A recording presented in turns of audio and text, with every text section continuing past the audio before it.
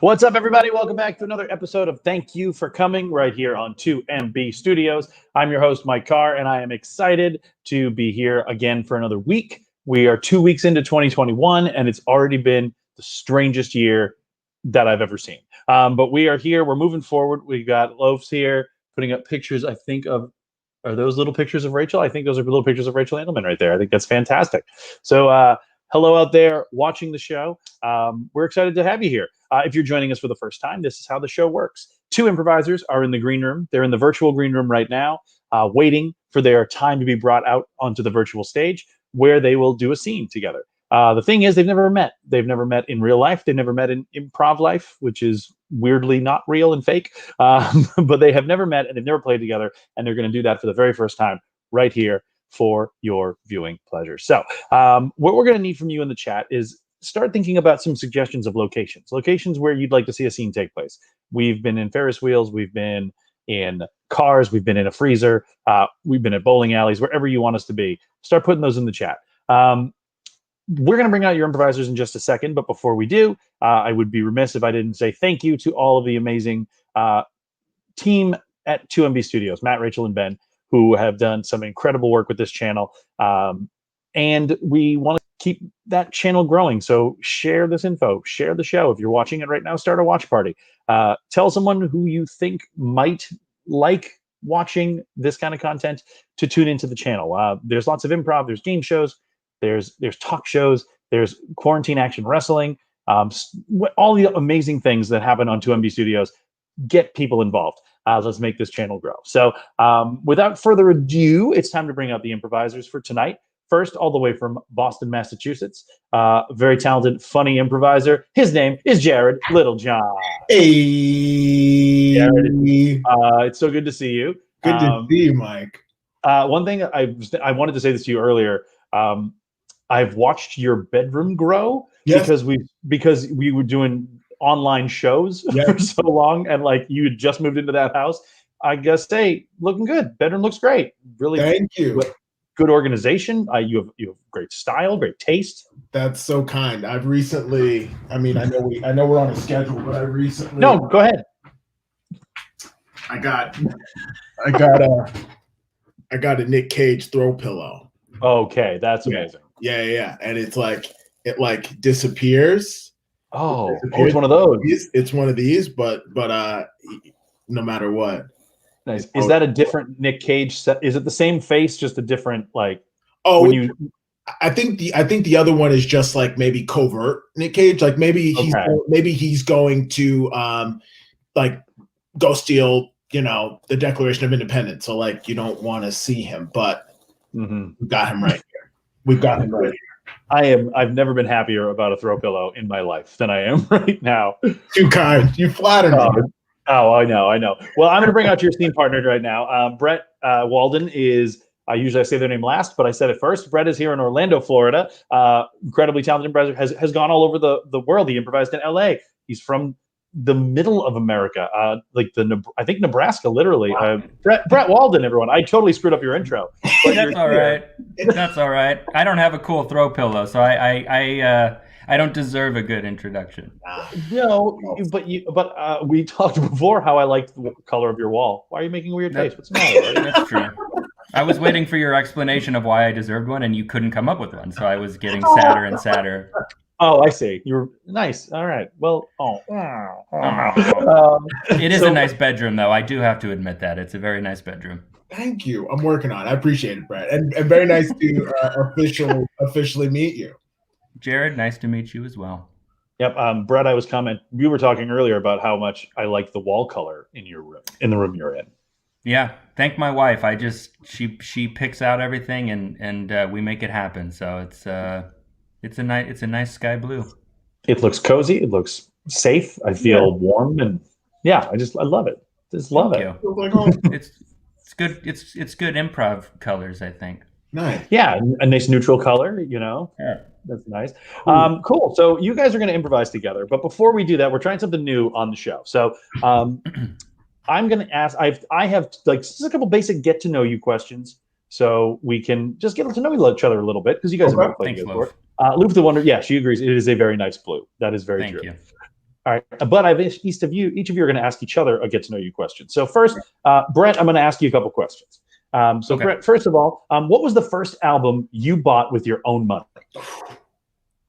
Wow. The first album I bought with my own money was the Eagles' Greatest Hits 2, which, if I know my history, I think it was the top-selling album of the 20th century. So I added to that by a couple of dollars. But yes, it's the blue one with the I think the skull on the front. Yes, and it holds up. That. It holds up. That's the first tape that I bought was Ace of Base, The Sign. So excellent. Yeah, that was a little more contemporary to me. That the Eagles thing I think was more for my parents, but yeah, Ace of Base, The Sign. Nice. Jared, same question. What's the first album you bought with your own money? I think, wow. I'm trying to think, and I want to say it was like the music producer Timbaland. It's like this like album. It's like all the like an album that he does with all the artists that like he works with, like Justin Timberlake and Nelly Furtado. It's like a big music compilation thing through him. I'm trying to block it versus the things that my family purchased for me, like Christian like pop albums and things. So I think that's it. I think that's the true answer. You guys already have something in common because you both bought like essentially a compilation album as your first album. Yeah, the greatest hits of one band. You can't go wrong. You can't go wrong. I remember for I think one of my birthdays, I asked for MC Hammer's "Too Legit to Quit," and that came out after You Can't Touch This, Please Hammer, Don't Hurt Him, and so he was on his way out. And I remember the person I asked was like, "You want Too Legit to Quit?" And I was like, "Yeah." And so they got it for me. And then like a week later, I was like, "Oh, this sucks." So if that had been my first album, though, I may have been done with music for the rest of my life.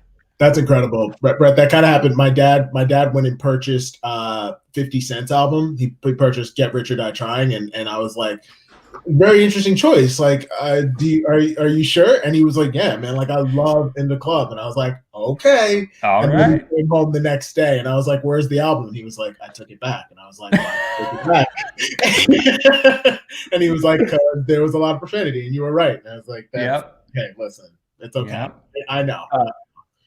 Love's wondering, Jared, did your parents buy you Switchfoot? Was that one of the albums?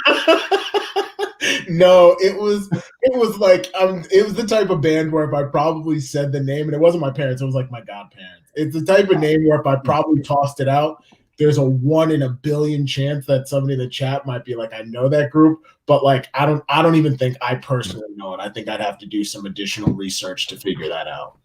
All right. Well, in the chat, if you want to throw out some obscure Christian pop bands from the 90s, 2000s, throw them in the chat. We'll see if we get it. That's what we're looking for. I know. All right, I know Jars of Clay. That's who I know. Jars of Clay. That's who I was thinking of. Yeah. And then that's all I know. Jars of Clay. And that's it. Yeah, that's all there is. Evanescence. Yeah. That was good. Second question. If you ran into yourself, and this is like a deep question. I was going to save this for later, but I'm like, let's do it now. Right, you ran into yourself going into your first improv class. What advice do you give yourself? Man, that's a good question. Yeah, I went deep. I was saving that one, but I'm like, no, I'm gonna do it now. I like it. I think I would say, you're not as good as you think. And that's okay. Yeah. And take your time. Like, you know what I mean? Like you think you know what listening means and you don't yet, but you will get there. So just be patient and realize that you will always be learning and coming back to these things. So but yeah, you're not as good as you think, I think would be the first thing that I would say. Beautiful. Yeah. I love that. All right, there's young Jared going into that first class. I think if I would probably say it's really not fair because I got some time to think about it. I would probably say try to make everybody look as good as possible. Like if I probably could go back, it would be like learn how to just be the person that everybody's like excited to play with. Like you just want, like it would just be, how can you enter scenes? How can you do things to make everybody look really good? Because I feel like that's like the best improvisers, just the person you know is just gonna like set the ball on just the like T-ball mount and just like walk away and be like, here's the bat, like knock it out of the park. Everybody's gonna laugh. So I would say that for sure. Nice. Yeah. Nice. Sure. All right. So now I asked you both to think of a question to ask the other. So Brett, do you have a question you'd like to ask Jared? Yes, I would like to know, Jared, if you had a superpower and you could pick it, which one would it be? What would you have? It would be perfect timing. It would be absolutely like I go out, I'm headed to a restaurant and I show up and somebody's just pulling out of the parking spot and like right in front of the place. Or like I go to catch the bus and I catch the last bus it just literally showing up. And like I didn't control it fully, but like I just had perfect timing of being at the right place at the right time. That would be my superpower. Nice. Can I ask a follow-up? Yes. Please do. Because I'm interested in this. How do you utilize that as a superpower to like aid other people in doing good deeds? Or is it all self-serving? That's a great point. And I guess I didn't know I would be like a part of the Justice League. I didn't know it would be like a group situation. Maybe I could just I think that's what makes it super, right? Otherwise it's just a thing. You're just good. You're just good at showing up on time. If you're in the Justice League or the Avengers and they're like, oh man, like we gotta stop Ultron or whoever we're fighting, or the Joker's about to do something awful. Jared, go first, because then you'll get there like right on time, and we'll be able to show up. I'd show up right as he's been defeated. I'd be like, "Oh, sick, perfect! Like this is great." So it only benefits you. Okay, I get it. That's fine. I know, but now, Brent. Now I have to go back and reevaluate. No. You've answered the question. Is the fighting done? Oh man. Wow. I'll see you next time. Yeah, that's very good. Oh man, that's a good point. That's good. I like that. All right. I'm glad that Brett took your answer and was like, "Oh, so you're selfish? Cool. Let's move." It's about time somebody just got down to the core of the things that I say. No, that's good stuff. That's very a good question. And that's a great, what a beautiful discussion that was. We're learning about each other and about ourselves all in these shows. Truly. All right. So Jared, what's your question for Brett? Brett, if you had what show or movie will you die, like in terms of dying on a hill, what show or movie will you absolutely die on the hill for and why? That's a good one. That's a good one. The movie that I always say is in my top 3, and nobody ever believes me, is Babe 2, Pig in the City. Heck yeah. And it's because it seems like it's a joke answer, but if you actually have ever like watched the movie, it's insane. An insane person made it, but in like the best way possible. And if you've only ever seen Babe 1, it's a completely different film. It's so. Have you seen it? I have, but now I need to pull it up again because clearly I didn't appreciate the artistic. I love it. I love it. Genius. It's insane, and I will go to my grave insisting that it is a movie of genius, and it's got so much heart. And the dog in the wheelchair, not to spoil anything, but it's an old movie. The dog in the wheelchair dies at one point, and he goes to heaven, and his version of heaven is he's running on a hill chasing butterflies. His version of heaven is having use of his legs again, and I'm tearing up just talking about it. And if you can get a talking pig movie to make me cry like that, then you are high on my list forever. No, you're selling this, and it's available on Hulu. Like you're selling this right now. It's available in $5 2-packs. It like nobody believes in this movie the way that I do, but trust me, Babe 2, Pig in the City. That's I got to see it. Although I do have a question. Why did you qualify? There's a dog in a wheelchair. It's an old movie. Like that's the kind of thing that's not done today. No, it's not like a Disney. It wasn't a Disney Dumbo okay. It was a different time. We could show dogs in wheelchairs back then.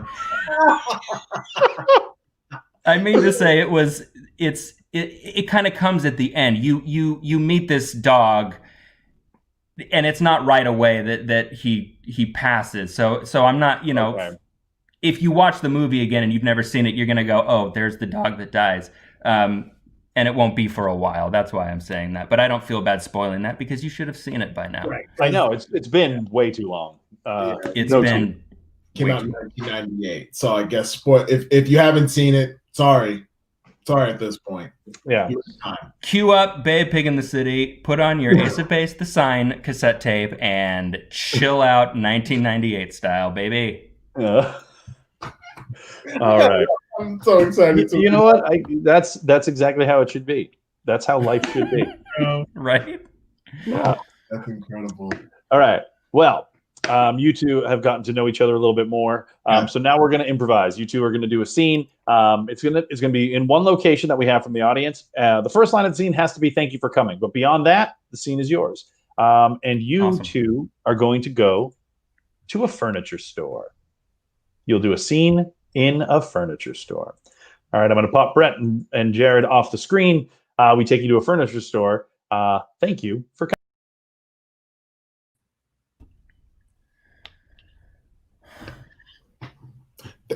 Thank you for coming. I'm excited about moving in. I'm just excited. What can I say? I know we don't even have an apartment yet, but I'm just excited. Okay. Yeah, no, I'm excited too. I think that we're going about this entirely the right way. I think we should buy all of the furniture first and then find a place for it to fit in. And I don't think anything's wrong with that. So let's get shopping. That's what I think. Thank you. Thanks for just being present, just like in the moment.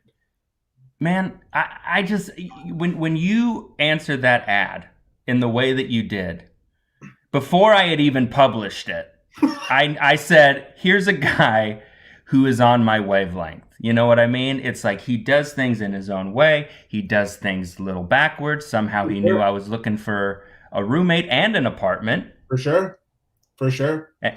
And now we're here, and we're going to pick out some chairs. And by the way, you have the nicest family. Family. Thank you. We were in the middle of quite an argument, so I apologize for some of the things you heard, but yeah, okay. I appreciate that. Okay. That's the reason why I had to get out, as you can imagine. Not to burden you, but it's a tough home life right now. So thank you for coming. I know. Please, you feel free to. I mean, we're in this now. We're in this together. Please feel free to. We're brothers. We're practically brothers. We are. We truly are. Yeah. I mean, please, I'm here for you. I'm just here for you. No, and that means a lot. And usually when people, don't really know each other that well and they meet through the classifieds and things, that can seem like it's a bit, there's no weight to it. But I mean, no, this is something. So what we need to do today is, I think we need to first of all agree on what it is that we're looking for. What are you bringing into this? What am I bringing into this? And what do we need as a collective? Fair. I in terms of what I currently own, I own a blender. Okay. I own a toaster oven. Okay. And That's about everything I've got to my name at this point. Wow. Yeah. Okay. Yeah. All right. Yeah. Not a lot. Not a lot. Not a lot. Just looking for a place, looking for a home, looking for a home. Did you unload a lot of stuff, or is that sort of what you've collected over? I came from something also super tumultuous as well.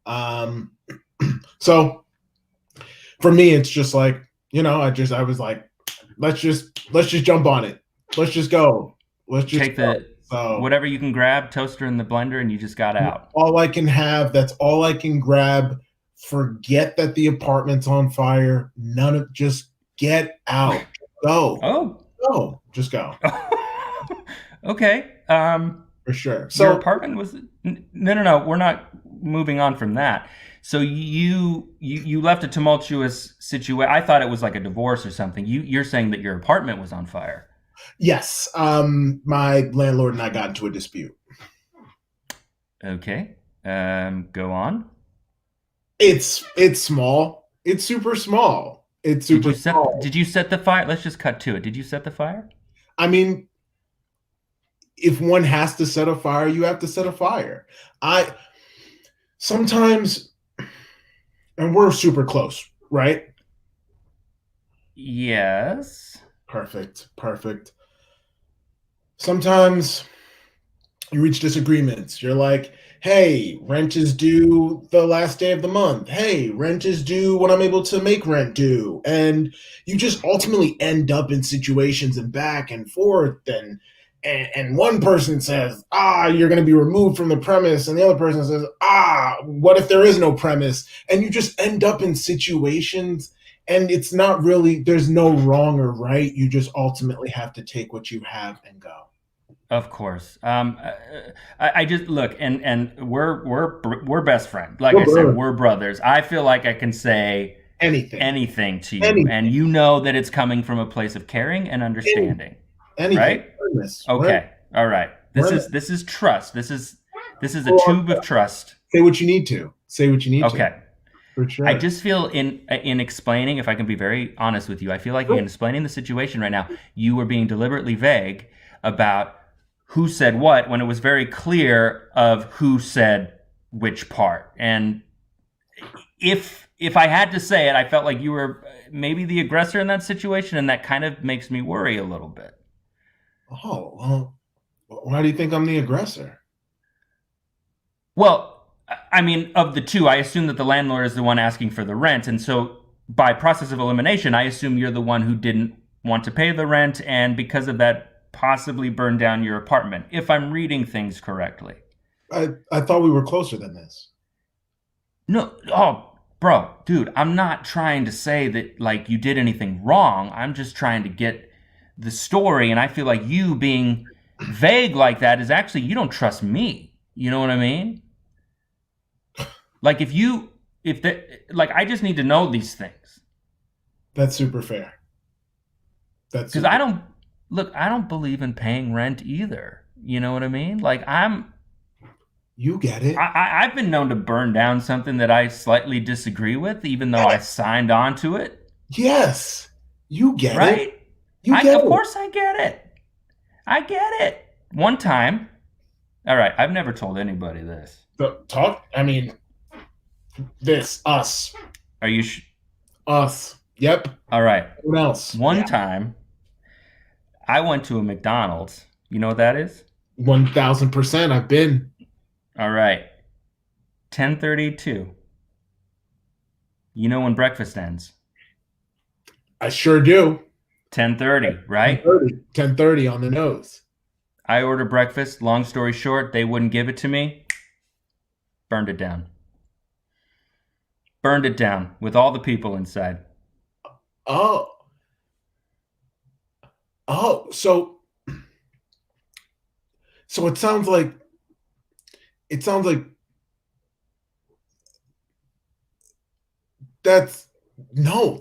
I hear that. I totally hear that. I totally So we're on. It's the same thing. It's the same thing.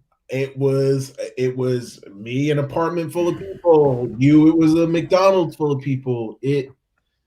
I didn't do that. I made that up. I was trying to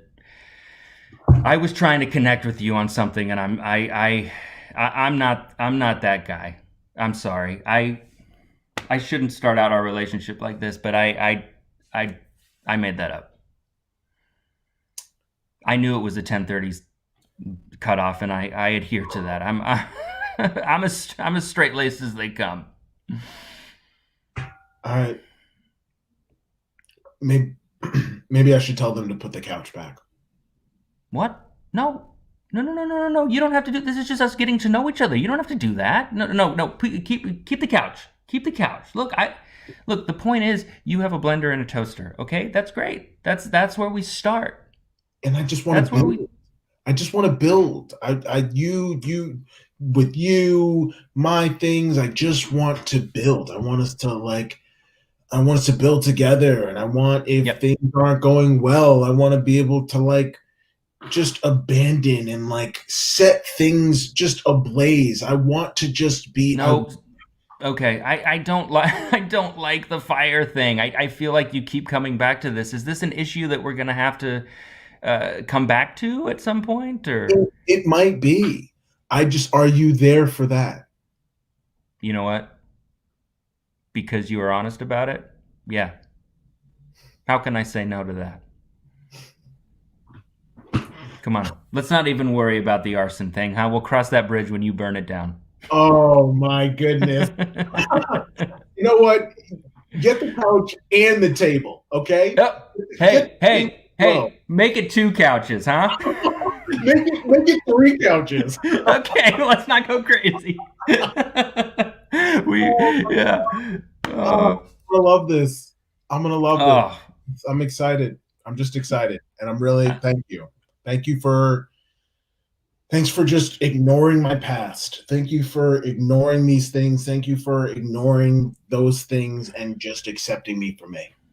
I have to. I mean, I don't believe in going back. I don't believe in questioning. I don't believe, people end up where they end up. For sure. That's not for me to judge. That's what I always say. Yeah. Just people end up where they end up. Right. The point is, no matter where you have been in your life, no matter what I've experienced in my life, we ended up at the same furniture store looking for furniture for the same apartment. So who am I to say that I'm any better than you or vice versa? So I don't believe in remembering. And that's a promise. That's a promise? That's a promise. I will never remember things. I'm excited. This is going to be good. Look at me. I'm over the moon. For sure. Yeah. And if I told you that the police, if I was involved in any situation, if I threw that out, hypothetically, if I said those words, mm-hmm. Are we in it? Are we riding? I just want to are we in this together? Will I commit crimes with you or I just are you going to say things? I'm not going to remember. All you need to know is if you tell me about a crime before you get caught for it, you don't have to worry about me because I don't like remembering things. This is good. And if you have anything on your end, I'm here as well. And you don't have to lie. You can tell me the good stuff. You can tell me the good stuff. I'm here for that. No, I appreciate that. Okay. I need to admit that those noises that you heard, they were my family. I wasn't lying about that. Yeah. But it was 8 feral cats. I was raised by 8 feral cats. That's beautiful. Individually, it's not as bad as one would think, but some people like to say that I took care of them, but I really like to think that they took care of me. And not a lot of people understand that. So wow. I will have to say how that will affect us is that I'm not going to be using the bathroom at all. Okay. I never learned how to use the human toilet, so I will have my own box in the corner of my room, and I do tend to bathe with so yeah. And if that's a deal breaker, I get it. But no, I thank you for sharing. That's, I mean, and I'd love, as I get to know you more, I'd love to know their names. Yeah, well, I mean, they're feral, so they don't, they didn't really have names. It was just, it was really by markings and things like that. But yeah, I mean, we'll get to know each other, and sure. and I'm sure all of those things will come. But we are here to buy furniture, and so far we have 2 couches and a table, and I'm a little worried that we don't have anything to set our drinks on. Well, then I think we need a few more tables and some coasters, and just do it. Like you have to understand, I'm coming from nothing. I'm ready to spend. I'm ready to spend. Yeah, you have money, right? Because cats don't. We don't have jobs. Cats don't have jobs, so I am coming into this completely broke. I hope that's not a deal breaker, but it isn't. I don't have money of my own. I'm excited to just like make it work. Oh, okay. Yeah. You mean the furniture, make it work. Make it work. Make it work. Okay. Make it work. Well, I see what you're getting at. If I could offer my own experience, instead of stealing some of the furniture, which is, I think, what you were getting at, and forgive me if you weren't. Ed, who knows what I was saying? Okay. What I suggest, and what tends to work where I'm from, is I will spray whatever piece of furniture that we want, and then by the laws of nature, it's technically mine. I've claimed it. So if that seems like a better option, then I am more than willing to do that. However we get it done. That's all. I love this. Yes. How did I find you? How did I get so lucky to find you? I was searching. I was really searching. Can I tell you what? It's like you were in the right place at the right time. One might say I was in the right place at the right time. It's like a superpower of yours.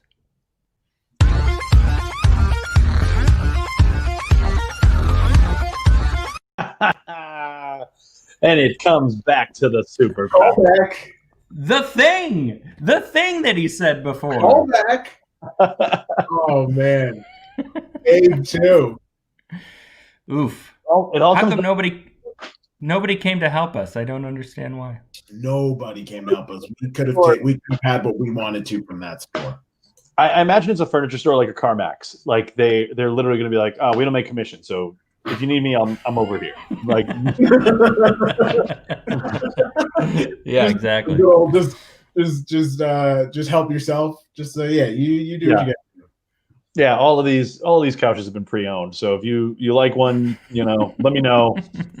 It's $400. That's it. Like that's how much it costs. Love a good pre-owned. I pictured like it was like a Chervana. It was just a big vending machine full of furniture. Chervana. Yeah. I like that when you guys got excited, it was like just adding to the tab. Like, let's throw another couch on there. Okay, That'll be fun. Don't get too crazy. Just 2 couches. Yeah, that was too crazy. Yeah. We were both delightfully like just dumb dudes who came together and were like, "Yeah, this is our world." Was burning the McDonald's just too far for you, Brett? Like, did you had to pull that one back a little bit? I didn't like it. I didn't like it. The moment I said people were inside, I was like, I don't like that. When your improv turns to murder, you dial it back a little bit. Yeah, because then your character has to, that the audience understands that this person has murdered an entire restaurant of innocents trying to enjoy their breakfast, and it makes him less compassionate. Yeah, but have you ever been in that experience where like you thought like on your watch back before Apple was around when you looked at your watch and it's only 10:28 and you get to McDonald's? Yeah, I've heard stories, but I'm far too timid to fight that. I especially in situations where people are dealing with my food, especially where I can't see them, I will let you get away with murder, if you know what I mean, because I don't want you to spit in it. So if you say like, no, it's dinner time and it's clearly morning out, I will still go like, great, all right, that's fine. Just please don't spit in my food. So no, I'm big team. Please don't spit in my food. Like that goes through my head all the time. Like if I'm out with family and just sharing things, and maybe somebody's like getting a little too carried away, I feel like I'm just like whatever you like. If you're gonna spit in food, just not mine. Like I don't know what everybody else is doing. You take us out of the kitchen staff, you're like, we're okay, right? Like we're fine. Great rapport. Yeah. Let's just make sure we maintain that. Don't worry about that. Yeah. My chicken is bright pink, but it's fine. It's fine. You know what? I actually have always wanted salmonella, so this is fine. I will deal with this. I've heard once you get it, you don't get it as bad the next time. So I'll take some salmonella. Yeah. It'll be perfect. I will. Thank you for giving me this opportunity. Don't spit in my food.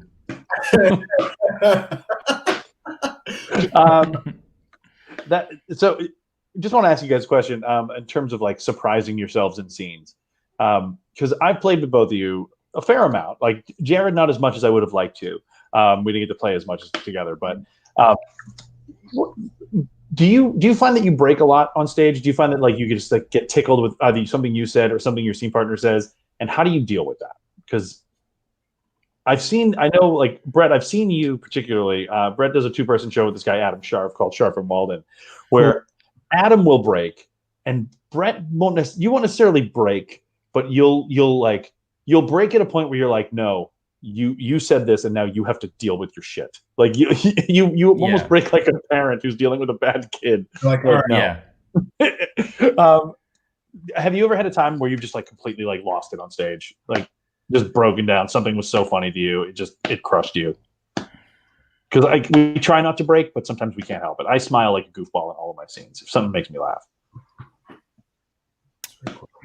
Yeah, I feel like it's funny that you say that because I feel like I corpse all the time. Like I've just kind of come to accept that I'm as a performer, I'm also part of the audience in a certain way. And if something strikes me as funny, like, and I will take a moment and and I don't know if it's annoying to people watching, but it's just like, when I see performers genuinely entertained themselves and enjoying themselves, then I feel like it's kind of a special thing. But I will certainly try to get back on track. And what I do with Adam is try to hold him to his ridiculous behavior, which I feel like is more of it's less of a corpsing move and more of just a nod to the audience of like, you heard it, I heard it. Yeah.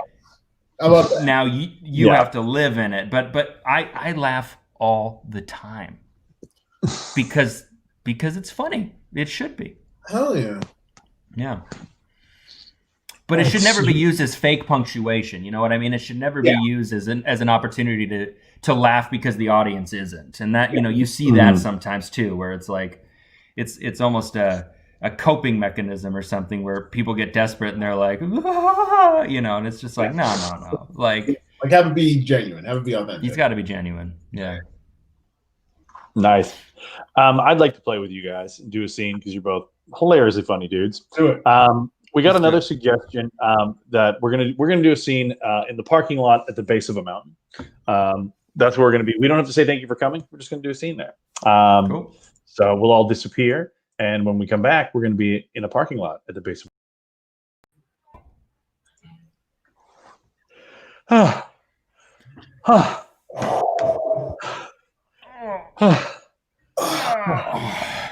Man, that was a drive. I am beat. Long one. Oh God, man, I am worn out. Yeah, man, it's time. It's time to go home. Let's do it. Let's get out of here. Gotta get out of here, man. We said for sure. It sounded like a song. It sounded like a song lyric. Gotta get out of here. That's from a song, isn't it? From a song. It might be, and it might also be just what I'm thinking right now. It's just gotta get out of here. I'm sure it'll come to you. Mike. I'm usually really good with songs. I usually don't have this problem where I can't recall it, but like I'm having that problem now. And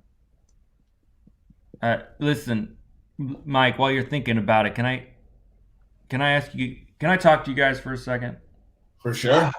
Yeah, sure. All right. Look, I know we had an arduous drive up here, and we told the wives that we were all coming out to hike and everything, and that's true if that's what we want to do. But I have to admit that I had an ulterior motive in calling both of you out here and in this isolated parking lot at the base of the mountain. Toad the Wet Sprocket. Yeah. Toad the Wet Sprocket. Yeah. Gotta get out of here. When will we fall down? It's Toad the Wet Sprocket. I knew I'd get it. Good. Nice. Good job. Cool. Good job. Sorry, I didn't want to. If I didn't say it, I would forget it completely. For sure. Yeah. No, I appreciate that. So anyway, you guys know that Margaret had the baby last week. Yeah. Which was really exciting. Yeah. And great. But I do have to admit that I have some concerns. And that album. What year was that album released? It's got to be like 92 or 93. Well, it was definitely early to mid 90s. Okay. Guys. Okay. Yeah. Guys, sure. I feel like it just popped into my head. No worries. It was after Dulcinea. Dulcinea was Dulcinea. Then this was on that next album. That's right. Wow. Cool. Okay. Perfect. Okay. Okay. You know a lot about Toad the Wet Sprocket. Who knew? Good. Yes. Are we good? Sorry. Are we good? Yeah. Nope. About that. Or we're focused. We're locked in on this for sure. Okay. Because this is serious. This is very important for me to say. We're here for you. We're here. I've thought a lot about this. I've looked into this a lot because, like I said, after Margaret had the baby, I had a few concerns, and quite frankly, I don't think the baby is mine. Have you listened to In Light Syrup? It's an album of their assorted rarities. It's where Good Intentions comes from. The song they use in that one episode of Friends. That album just popped into my head. It's one of the best compilation albums that I have ever. It's just good music. Yeah, that was actually the first album I bought with my own money. What? Oh my gosh! How did you? I don't understand how you know so much about Toad the Wet Sprocket but couldn't remember their most famous song before. It just. I feel like you're deliberately doing this in a very. I just admitted something to you. I don't feel like the baby that Margaret had last week is mine, and I guess I'm calling both of you together to let you know, as much as it hurts me to say, that quite frankly I've narrowed it down to you two to being the potential father. And father, That was okay. No, that's what it was. That's what it was, Mike. Yeah. With my father, I had that. I was with my father when I first heard. Okay, I was like, I was like trying to remember. I was like, what day was it specifically? As I was thinking more about it, because it was like that song. It just was kind of inviting a certain memory, and I was like, man, I just really, oh my gosh, guys. It's a song that like fits so many situations too. Like, are you serious? Are you serious? I'm dead serious. Yeah, you can play that song at you can play it at a wedding, you can play it at a funeral. No, I'm not talking about Toad the Wet Sprocket. I am not talking about Toad the Wet Sprocket. I am talking about the thing that I just admitted to you, and that I have suspicions that one of you is the father of my child, and I want to get down to the bottom of it. And if we're not going to take this seriously, then quite frankly, I don't think we can be friends anymore. But this is completely inappropriate. You have never in one moment of our friendship ever talked about Toad the Wet Sprocket as much as you have right now. If you have a problem with Toad the Wet Sprocket, maybe you should have said something sooner, because you know that it's. We listened. Mike was just having a really great memory, and you've chosen to punish him for it. Excuse me, Jared. I beg your pardon. I've been holding on to this for the entire car ride here. This is why I was so exhausted, because I have been bursting. You said entire car ride.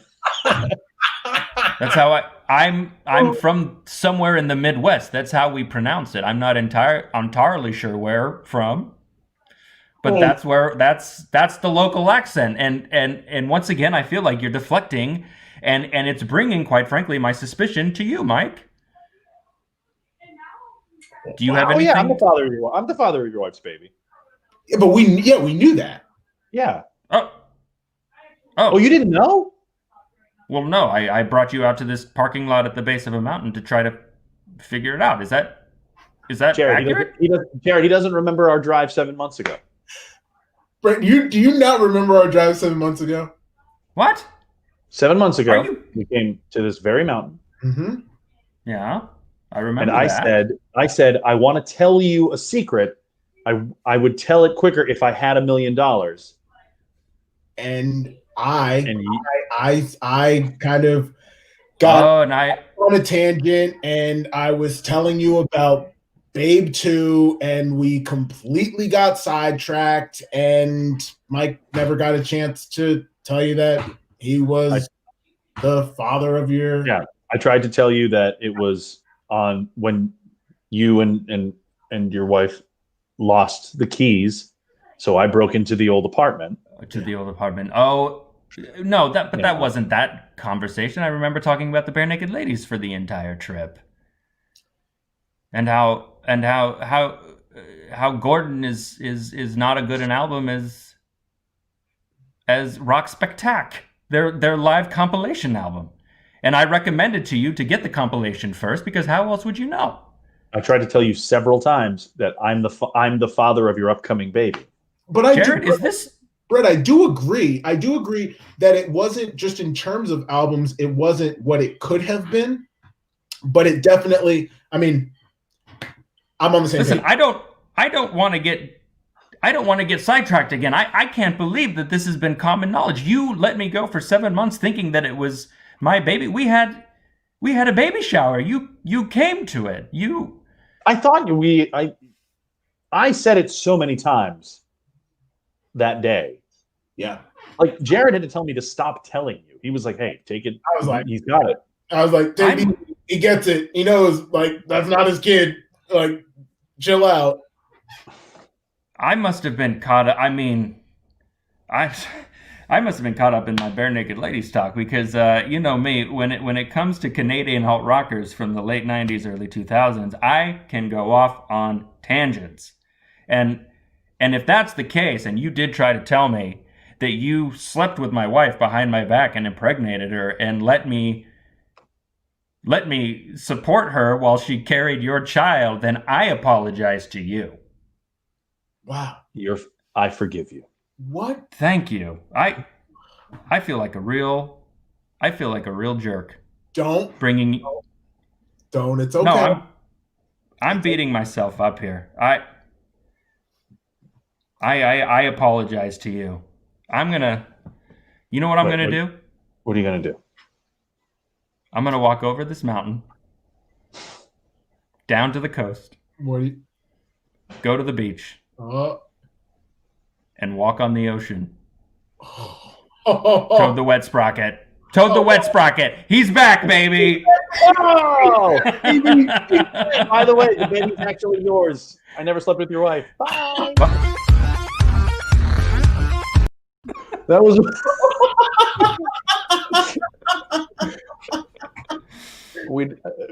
I felt icky about that. Like you felt icky about murdering people. I was like, well, I feel icky about infidelity. I feel icky about. I brought it to you. I feel like a few more questions could have been asked. Oh yeah. I was like, oh yeah, I slept with your wife. Sure. I'm like, oh, I don't like that. I feel like a few more questions could have been asked of why it was down to the two of you. Yeah, we could have gone into that. Like, that's definitely true. Your elimination process of how it had to be just the two of us. Yeah, it's definitely either Mike or Jared.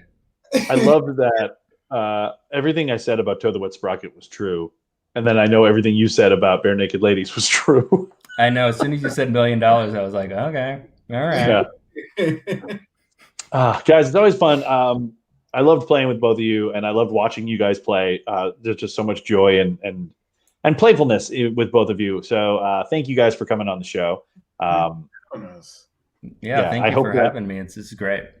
Yeah, when the world reopens and improv festivals are a thing again, I would love to. Hopefully, the two of you will be at the same festival and play a show together, or play in a jam or something.